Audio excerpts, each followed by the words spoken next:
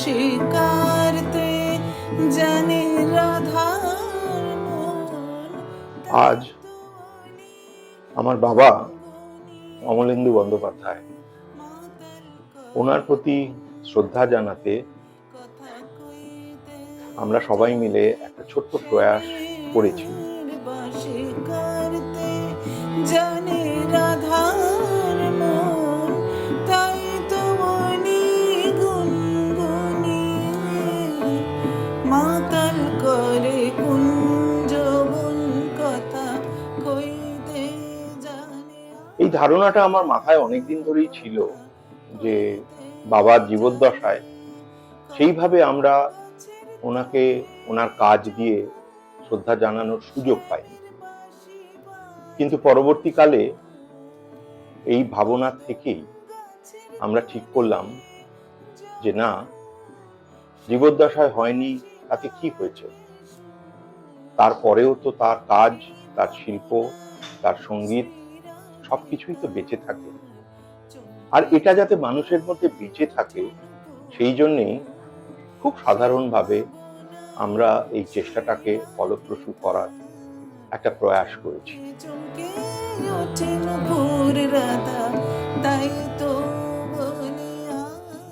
স্মরণীয়, বরণীয়, গুণী, কৃতি ব্যক্তিত্বগণের স্মরণে আজ থেকে জন্ম নিল শিল্পকলা।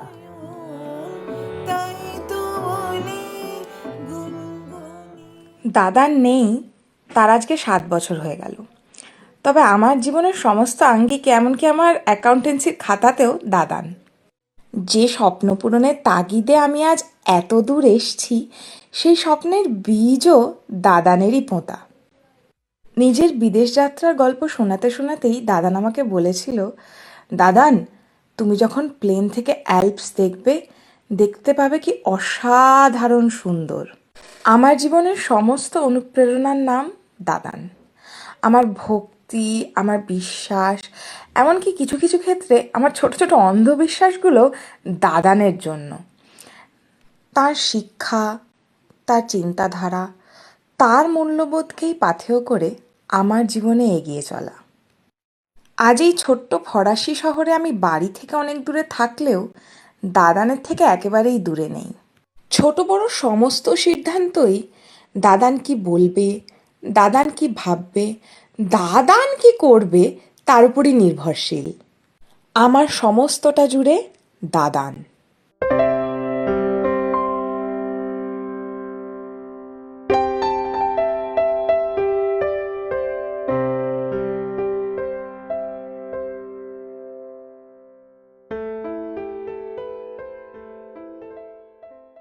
আমার বাবা তার শিল্পী জীবনে অনেক কিছু পেয়েছেন, কিন্তু অনেক কিছু আবার পানওনি।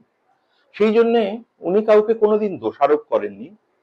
উনি জানতেন যে ওনার প্রফেশনাল লাইফ এত ব্যস্ততা এবং এত দায়িত্ব কর্তব্যের মধ্যে দিয়ে কেটেছে যে সেইভাবে উনি শিল্প জীবনটাকে যেভাবে নারিশ করা দরকার ছিল সেইভাবে হয়তো করে উঠতে পারেনি।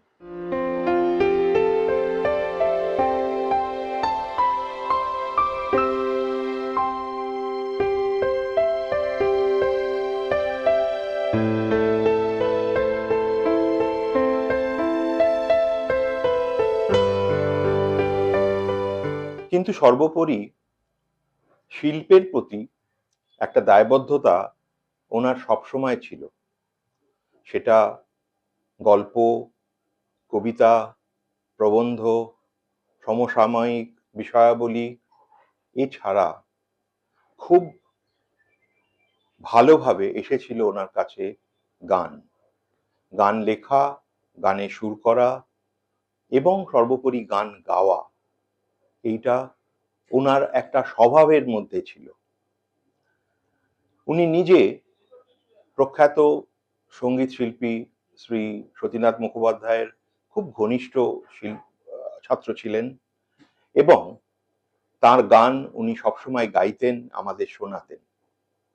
বাবার বেশ কিছু গান অনেক ছোটবেলায় উনি আমাকে শিখিয়েছিলেন।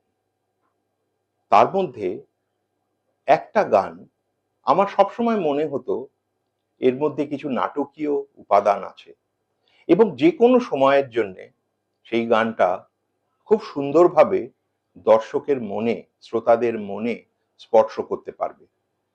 সেই রকমই একটি গান আমি আজকের এই শ্রদ্ধানুষ্ঠানে অর্পণ করতে চেয়েছি। কথা কইতে জানি শ্যামের বাঁশি কারতে জানে রাধার মন, তাই তো অলি গুনগুনিয়ে মাতাল করে কুঞ্জবন।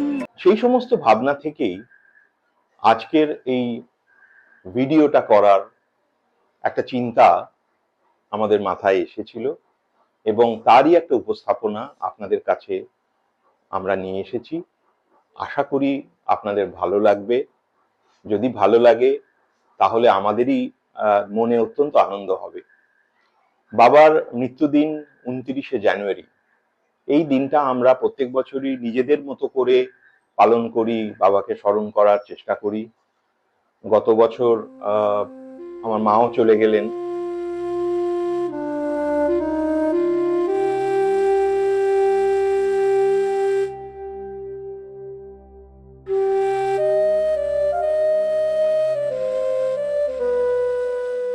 মা আজকে বেঁচে থাকলে তাঁরও খুব আনন্দ হতো ওই জিনিসটা দেখে। আরো কিছু কাজ করার আমার ইচ্ছে আছে, বাবার কিছু সংগ্রহ, বাবার কিছু কাজ নিয়ে। দেখা যাক সেটা ভবিষ্যতে আমি কতটা ফলপ্রসূ করতে পারি। কিন্তু আজকের এই উপস্থাপনা আশা করি আপনাদের সবার ভালো লাগবে, আর আপনাদের সবার ভালোবাসা পেলে আমাদেরও অত্যন্ত আনন্দ হবে। আমার বাবা শ্রী অমলেন্দু বন্দ্যোপাধ্যায়কে শ্রদ্ধা জানিয়ে আপনাদের কাছে এই অনুষ্ঠানটা আমি পেশ করছি।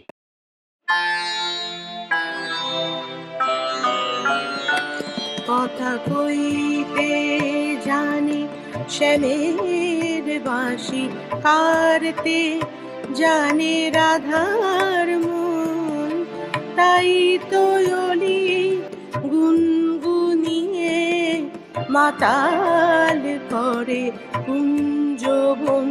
কথা কইতে জানি শ্যামের বাঁশি কারতে জানে রাধার মন, তাই তো অলি গুনগুনিয়ে মাতাল করে কুঞ্জবন। কথা কইতে জানে।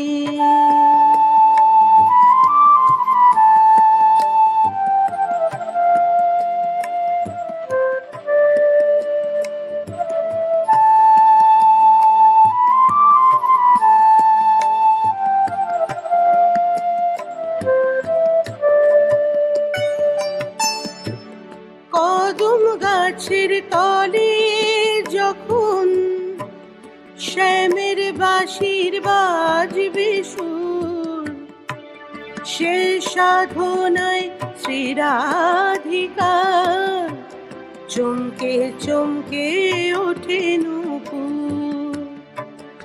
কদম গাছের তলে যখন শ্যামের বাঁশির বাজবে সুর, সে সাধনায় শ্রীরাধিকা চমকে চমকে ওঠে নূপুর।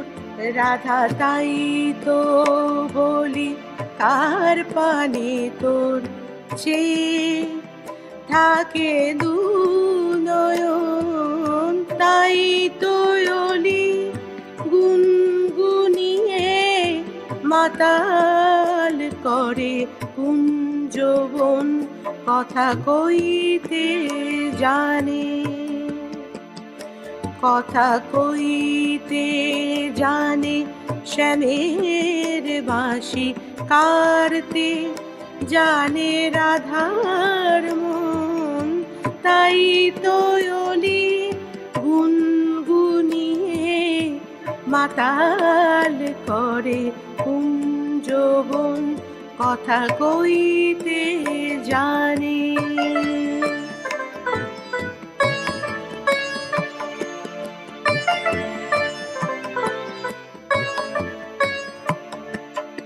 লজ্জা লাগে সুখ সারি তাই কয় না কথা, রয়ে বিভোর নিজের কাছে দেয় রে ধরা শ্রীরাধিকার। লজ্জা তোর লজ্জা লাগে সুখ সারি তাই কয় না কথা, রয়ে বিভোর। আর কেন হয় করিস দেরি ধরতে পড়া শ্যামের কাছে? আর কিছু কি রইল বাকি, আর কিছু কি জানার আছে?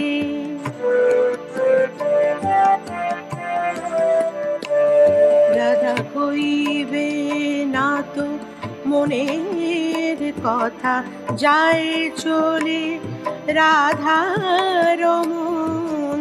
তাই তো অলি গুনগুনিয়ে মাতাল করে কুঞ্জবন। কথা কইতে জানে শ্যামের বাঁশি কারতে জানে রাধার মন। তাই তো অলি গুনগুনিয়ে মাতাল করে কুঞ্জবন। কথা কইতে জানে। বাপি চলে গেছেন আজ 5 বছর হয়ে গেল, কিন্তু প্রতিটা কাজের মধ্যেই আমরা বাপির অভাবটা অনুভব করি। সেটা ব্যাংকিং কোনো কাজ হোক, বা কোনো অডিটের কাজ হোক, কোনো ফিনান্সিয়াল কাজ হোক, কি বাড়ির কোনো কাজ হোক, আমরা সবসময় ভাবি যে বাপি থাকলে এইটা গাইড করে দিতেন। বাপি যে একজন সাংস্কৃতিক মানুষ ছিলেন সেটা তো আমরা সবাই জানি। এমনও হয়েছে যে স্কুলের কোনো অনুষ্ঠানে একটা স্ক্রিপ্ট খুব তাড়াতাড়ি দরকার, বাপিকে গিয়ে শুধু থিম এবং আমি কি ভাবছি সেটা বললে বাপি সেটা লিখে দিতেন। উনি পছন্দও করতেন গান বাজনা নাচ। সবসময় সরস্বতী পুজোর দিন পুজো করে উঠে উনি বলতেন যে গান গাও। দিয়ানকেও বলতেন গান গাও, বাপিনকে, ভুবনকে, এবং আমাকে বলতেন যে তুমি নাচো, যদি গান না গাও একটা নাচ দেখাও, ঠাকুরের সামনে একটা নাচ করো, যাতে করে ঠাকুর আশীর্বাদ করেন। আজ বাপির চলে যাওয়ার দিন। বেশ কিছু বছর কেটে গেছে, কিন্তু এই বেশ কিছু বছর পরেও মনে হয় না যে বাপি নেই। কারণ বাপির যে কাজ বা বাপির যে চিন্তা ভাবনা, সেগুলো এখনো আমাকে ইন্সপায়ার করে সাংঘাতিকভাবে, এবং সারা জীবন করে যাবে। আজকে যে নিজের কাজের বাইরে আমার যে একটা বৃহত্তর কাজের জগৎ রয়েছে, এতদিন পর এসে আমার যেটা মনে হয় সেটা হচ্ছে সম্পূর্ণ বাপির জন্য। কারণ বাপির লেখা, বাপির গান, বাপির ভাবনা চিন্তা, মানুষের সঙ্গে মিশে যাওয়ার ক্ষমতা, আমি যা দেখেছি সারা জীবনে, সেটা খুব খুব কম মানুষের মধ্যেই সেটা থাকে। আমার নিজের পরিবারে বহু বিখ্যাত মানুষকে দেখেছি আমি, এবং সেটা বাপির জন্যে। তাদের সঙ্গে আলাপ হয়েছে। খুব ছোটবেলায় খুব বিখ্যাত কিছু মানুষের সাহচর্য পাওয়ার আমার সুযোগ হয়েছিল, বা আমার দাদারও সুযোগ হয়েছে। এটা সম্পূর্ণরূপে বাপির জন্য। যখন বাপির কবিতার মধ্যে দিয়ে যাই বা সেগুলো পড়ি, তখন মনে হয় যে আজকাল চারিদিকে যে যত কবি ঘুরে বেড়াচ্ছেন, তাদের থেকে কতটা উন্নত মানের লেখা আমার বাবার হাত দিয়ে বেরিয়েছে, কিন্তু কোনোদিন সেভাবে সেগুলোকে প্রকাশ করার বা বই আকারে প্রকাশ করার বাসনা খুব একটা বেশি দেখিনি। হয়তো ছিল, বিভিন্ন কারণের জন্য হয়নি। বহু কষ্ট করেছেন জীবনে। আজকে যে আমরা যেখানে দাঁড়িয়ে রয়েছি, আমরা দুই ভাই, বা যেটুকু শিক্ষা লাভ করেছি সেটা আমার বাবা মার জন্যেই। মার কাছ থেকেও প্রচুর শিক্ষা পেয়েছি, বাপির কাছ থেকেও। যার কথা বলতে গেলে দু এক কথায় মোটেই সারা যাবে না। যার কথা বলতে গেলে আমার গোটা ছেলেবেলাটার কথা বলতে হয়, যেখানে আমাদের পরিবারে বাবা, কাকা, জ্যাঠা, বম্মা, জ্যাঠাকে আমি খুব আদর করে যা বলে রাখতাম। তাদের সবার কথা বলতে হয়, সবাই মিলিতভাবে আমার ছোটবেলা এবং বড়বেলাও। যা আমাদের পরিবারের সবার বড় ভাই বোনেদের ভেতরে, এবং এই পরিবারকে টেনে নিয়ে চলার, একসাথে নিয়ে চলার একটা শক্তি তার মধ্যে ছিল, এবং অবশ্যই তার সাথে দোসর ছিলেন আমার বম্মা। তো আমাদের পরিবারে কোনো তুতো সম্পর্কের অস্তিত্ব নেই। আমরা সবাই ভাই বোনেরা, বাবার ভাই বোনেরা সবাই যেন এক। আমি অনেক দিন পর্যন্ত জানতাম না যে জ্যাঠা আমার নিজের বাবার সহোদর নন। তা যাই হোক, যার কথা বলতে গেলে এই যে আমার এখন এই বেড়াবার নেশা, সেটা ধরিয়েছিল কিন্তু যাই। আমি তখন ছোট, যখন কথা বলতেও পারি না, যা আমাকে পিঠে নিয়ে বেড়াতে বেরোতেন, এবং আমি কথা না বলতে পারলেও আঙুল দিয়ে এদিকে চলো, ওদিকে চলো, ওদিকে চলো নির্দেশ দিতাম, এবং যা আমাকে সেই সব জায়গায় বেড়াতে নিয়ে যেতেন। তো আমি যাকে বলি আমার পৃষ্ঠপোষক বেড়াতে যাওয়ার নেশায়। যার কাছে থেকে অনেক কিছু শেখার আছে। সেটা হচ্ছে সবচেয়ে বড় কথা, যেটা শেখার, যেটা যার থেকে যে দেখেছি, যে শেখার কোনো বয়স নেই। আমাদের পরিবারের অনেক বাধা বিঘ্ন প্রতিকূলতা পেরিয়ে অনেকটা বয়সে গিয়ে যা গান শিখতে শুরু করেন, এবং সেই গান কন্টিনিউ করেন। এটা কিন্তু শেখার। এবং ভালো থাকতে জানতে হয় খুব সাধারণভাবে, কিভাবে শৌখিনতার সাথে জীবন ধারণ করা যায় খুব সাধারণভাবেও, সেটাও যার কাছ থেকে শেখা। চমকে চমকে ওঠেন ভোর রাধা, তাই তো বলিয়া। দাদা তো আমার নিজের দাদার মতনই ছিলেন। আমার তো নিজের দাদা ছিল না, ওনাকে আমি দাদা হিসেবে মেনেছি প্রথম যখন দেখি ওনাকে, তখন থেকেই। উনি আমার বোনের ভাসুর ছিলেন আসলে, কিন্তু আমার নিজের দাদার মতন। ওনার স্নেহের কথা আর কি বলবো, নিজের বোনের মতনই স্নেহ করেছেন, আমাকে ভালোবেসেছেন।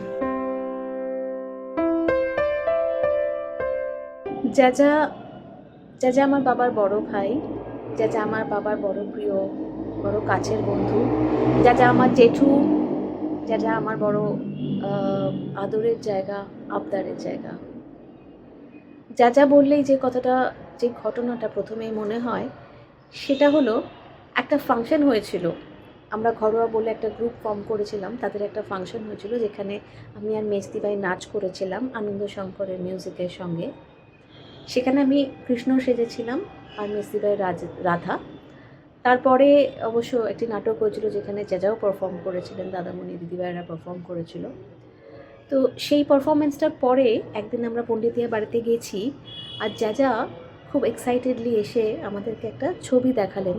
সেই ছবিটা একটি কৃষ্ণ ঠাকুরের ছবি, কোনো ম্যাগাজিন বা কোনো পোস্ট কার্ডের ছবিটি ছিল, এবং দেখিয়ে বললেন যে দেখ, ছবিটা একদম ঝিনির মতন, কৃষ্ণ ঠাকুরের মুখটা যেন পুরো ঝিনি। বাবা পরবর্তীকালে ওই ছবিটা কেটে আমাদের ঠাকুর ঘরে আটকেও রেখেছিলেন। আমাদের বাড়িতে একটু গান বাজনার প্রচলন ছিল। আমার দিদিরা এ করতো, বড়দি অতখানি গান বাজনা না করলেও আমার মেজদি গান বাজনা করতো।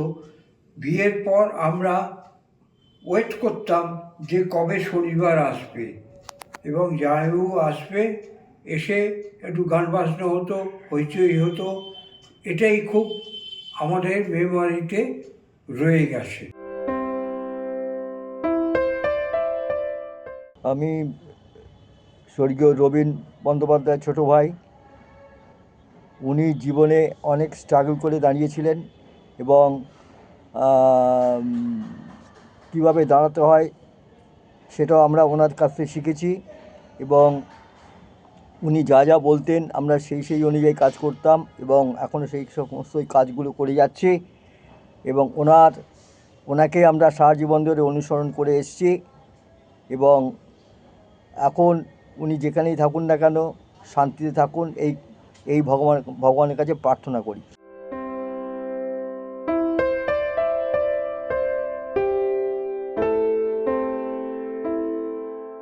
অমলেন্দু বন্দ্যোপাধ্যায়ের শ্যালক আমি।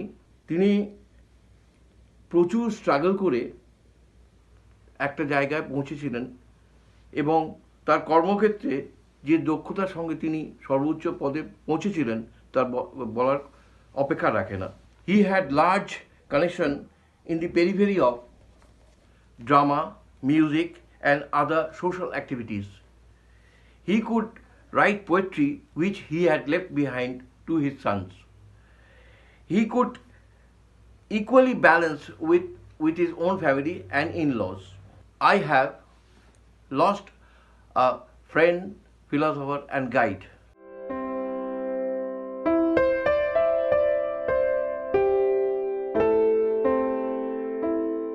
মিশো আমাদের খুব ভালোবাসতো প্রথম থেকেই, আমাকে দাদাকে দুজনকেই, আর আমরা খুব আদর পেয়েছি এবং মিশোর প্রচণ্ড ভালো গল্প করতে পারতো, আমাদের সাথে খুব ভালো গল্প করতো, বিশেষ করে আমার সাথেও তো খুবই গল্প করতো এবং মিশোর গানের গলাও খুব দারুণ ছিল।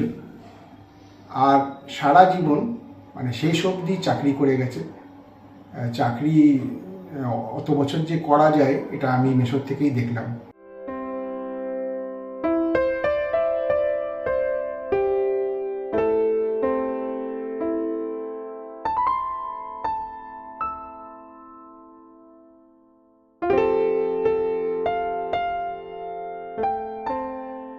পরজন্ম বলে যদি কিছু থাকে তাহলে ওনাকেই আবার আমি বাবা হিসেবেই পেতে চাই। তাই তো বলি গুনগুনিয়ে মাতাল করে কুঞ্জবন কথা কইতে জানে, হায় কথা কইতে জানে, হায় কথা কইতে জানে। লজ্জা লাগে সুখ সারে তাই কয় না কথা, রই বিভোর নিজের কাছে দেয় যে ধরা। শ্রীরাধিকার লজ্জা তোর লজ্জা লাগে সুখ সারে তার কয় না কথা, রই বিভোর।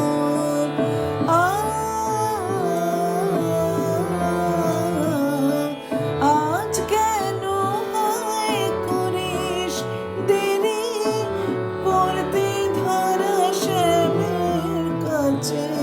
আজ কেন হায় করিস দেরি পড়তে ধরা শ্যামের কাছে। আর কিছু